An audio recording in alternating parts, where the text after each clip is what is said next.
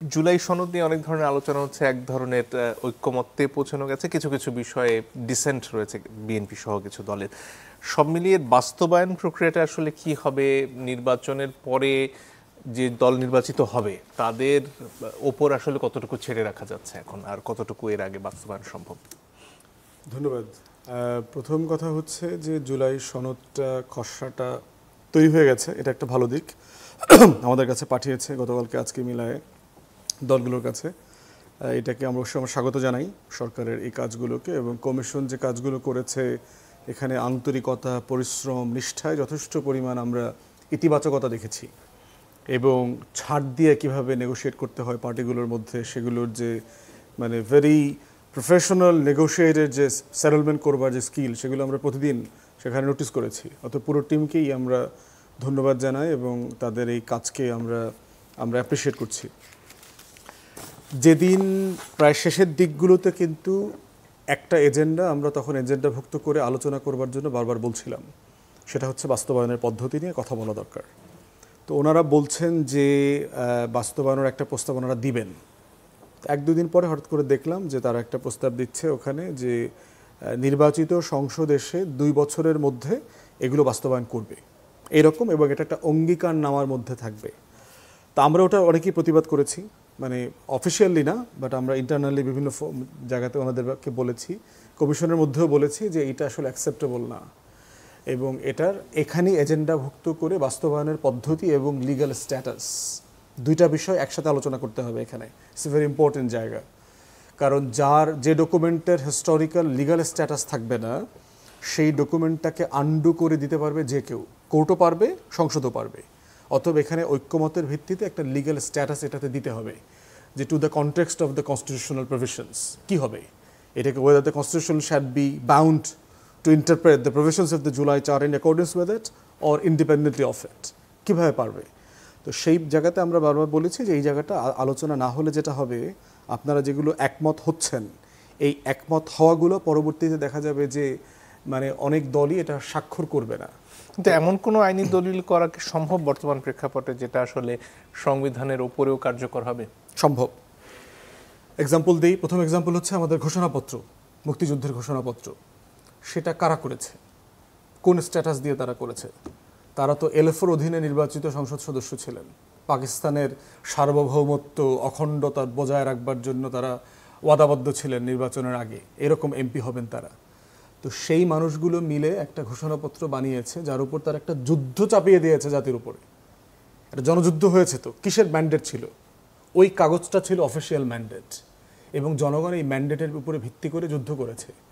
এবং সেই ম্যান্ডেটের উপরে ভিত্তি করেই কোনো ফার্দার নির্বাচন ছাড়া শেখ মুজিব দেশে ফিরে এসে শপথ ছাড়াই প্রেসিডেন্ট হয়ে গেছে। কোনো অফিসিয়াল কোনো কিছু হয়নি যে সে 72 সালে 10 তারিখ ক্ষমতা আসছে, সে প্রেসিডেন্ট হয়ে গেছে। কিসের ভিত্তিতে বলা হচ্ছে? ওই যে তার অনুপস্থিতিতে তাকে প্রেসিডেন্ট ঘোষণা করা হয়েছিল মুজিবনগর সরকারে, অস্থায়ী সরকারে, এবং সেখানে তো শপথ হয়নি, শপথ নেয়নি। এবং এটা দিয়েই তো 73-এর মার্চের আগ পর্যন্ত, নির্বাচন হওয়ার আগ পর্যন্ত এই দেশটা চলেছে। তাহলে এই ধরনের প্রভিশন, ডকুমেন্টেশনের উপরে ভিত্তি করে যে একটা কাজ করা যায়, এটার এভিডেন্স হিস্ট্রিতে আমাদের আছে। তাহলে ভিত্তিটা কি, ম্যান্ডেটটা কি? ম্যান্ডেট হলো যুদ্ধ। সেটা তো এমন একটা অবস্থায় হয়েছে যখন আসলে কোনো সংবিধান ছিল না, একটা নতুন দেশের জন্ম হয়েছে। রাষ্ট্র ছিল তো তখন। হ্যাঁ, কিন্তু ধরো 16 ডিসেম্বর 72-এর সংবিধান তো আর তখন ছিল না। 72-এর সংবিধান তার ভিত্তিতে পরে হলো। যুদ্ধ হলো সবচেয়ে বড় ম্যান্ডেট। পৃথিবীতে ম্যান্ডেট তৈরি হয় কি ফর্মে? ম্যান্ডেটের সবচেয়ে বড় জায়গা হলো যুদ্ধ। দ্বিতীয় ম্যান্ডেট হচ্ছে গণ অভ্যুত্থান। থার্ড হচ্ছে ভোট, নির্বাচন। এবং এর প্রত্যেকটা জিনিসই যে কোনো ডকুমেন্টকে লিগালাইজ যেমন করতে পারে, এইটাকে ইললিগালও করে ফেলতে পারে। 24-এর গণ অভ্যুত্থান কী করেছে? সংবিধানকে অবসোলিট করে দিয়েছে না? এই সংবিধান তো অলমোস্ট নাই। ডিফ্যাক্টো এই সংবিধান অলরেডি ডেড হয়ে গেছে। রাষ্ট্র কিসের উপরে চলছে এখন? আমরা 7ABCD ব্রিজ করে ঐকমত্য কমিশনে বসছি না? আমরা যারা সবাই মিলে আন্দোলন করছি, আপনারা সবাই মিলে, আমরা রাষ্ট্রদ্রোহিতার অপরাধে অভিযুক্ত না আন্ডার দ্য কারেন্ট কনস্টিটিউশন? তাহলে কিসের ভিত্তিতে আমরা চলছি? কিসের ভিত্তিতে আমরা এখনও জেলে যাচ্ছি না? কেন আমরা এখনও মৃত্যুদণ্ড প্রাপ্ত হইলাম না? 1 বছর হয়ে গেছে। আমরা তো আন্ডার দ্য কারেন্ট কনস্টিটিউশন সবাই মৃত্যুদণ্ডের আসামি, যারা এই গণ অভ্যুত্থানের পক্ষে ছিলাম। এই বছর বাজেটটা কোথায় ঘোষিত হয়েছে? কনস্টিটিউশন তো বলেছে বাজেট নির্বাচিত সংসদে ঘোষণা করবে অর্থমন্ত্রী। বাজেট তো বিটিভিতে ঘোষিত হয়েছে। তাহলে এই বাজেটের উপরে ভিত্তি করে একটা সরকারকে ট্যাক্স কালেক্ট করতে পারে কিনা, ভ্যাট কালেক্ট করতে পারে কিনা, স্পেন্ডিং বাজেট করতে পারে কিনা, করছে তো। কিসের ভিত্তিতে হাইকোর্টের একজন জাজকে এনে চিফ জাস্টিস করা হয়েছে? কার সাথে বলা হয়েছে না ওর সাথে সে পরামর্শ করে তাকে অমুক অ্যাপয়েন্ট করবেন বলে দেওয়া আছে না? কার সাথে কে পরামর্শ করেছে? করে নাই তো। আমরা দেখেছি ইতিমধ্যে close two 50 article of the constitution already obsolete হয়ে গেছে বাই প্র্যাকটিস। তাহলে কনস্টিটিউশন হচ্ছে এমন একটা ডকুমেন্ট যেটা ওই উপন্যাসের যে অংশটা ভাল লাগছে ওই অংশটা ছিঁড়ে প্রেমিকের কাছে পাঠানোর মতো বই না, এটা পুরোটা পালন করতে হয়। যে সংবিধানের পুরোটা পালন করা যায় না ওইটা ডিফ্যাক্টো আর নাই, ওটা ডেড হয়ে গেছে। তাহলে আমরা চলছি কীভাবে? বাই প্রেসিডেন্স চলছি, এটা গাইডেন্স আকারে আমরা এগুলোকে ব্যবহার করছি যখন যেটা in conformity with the mandate of the July monsoon uprising. আমরা কিন্তু বাই ডিফল্ট মনসুন আপরাইজিং এর স্পিরিট দিয়ে দেশ চালাচ্ছি। এই জন্য জুলাই সনদের বাস্তবায়নের জন্য এই ম্যান্ডেট এই সরকারের আছে। যদি ম্যান্ডেট না থাকে, মানে সেটা দলিলটা আসলে কি ফর্মে থাকে? অনেকগুলো হতে পারে। একটা হচ্ছে কনসেনসাস কমিশনের মতো করেই হতে পারে। সকল রাজনৈতিক দল আমরা একমত হচ্ছি, আজকে থেকে একটা লিগাল ডকুমেন্ট আকারে এটাকে অ্যাকনলেজ করছি, এবং এখন থেকে every courts and tribunals and including supreme court being the guardian of the constitution have to interpret the document in conformity with it. এই ডকুমেন্টকে কনফার্ম করে এটা ইন্টারপ্রেট করতে হবে। এটা আমরা একমত হলেই তো এটা ম্যান্ডেট হয়ে যাবে। উইল অফ দ্য পিপলের এক্সপ্রেশন। দ্বিতীয় হতে পারে প্রোক্লামেশন হতে পারে।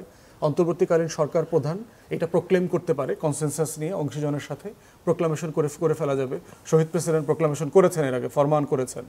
থার্ড হতে পারে এইটা অর্ডিন্যান্স আকারে প্রকাশিত হলো, গণভোটে যেতে পারে, রাটিফাই করবার প্রভিশন আসতে পারে। আমরা যদি একমত হয়ে করব তাহলে করবার অনেকগুলো ইনস্ট্রুমেন্ট আছে ইন প্র্যাকটিস বাংলাদেশে, হিস্ট্রিতে এবং দুনিয়াতে, অথবা নতুন ইনস্ট্রুমেন্ট বানানো যায়।